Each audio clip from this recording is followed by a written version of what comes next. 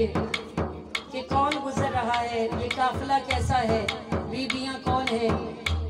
तो छत पे चढ़े देखने के लिए, लेकिन देखा ऐसा कि मेरे हुसैन ने वहीं से जामे वहदानियत पिला दिया और छत से नीचे उतरते हुए कलमा पढ़ता आया कि ये भी हक वाला है और इसका नाना भी हक वाला है, इसकी जुबान हक बयान कर रही है।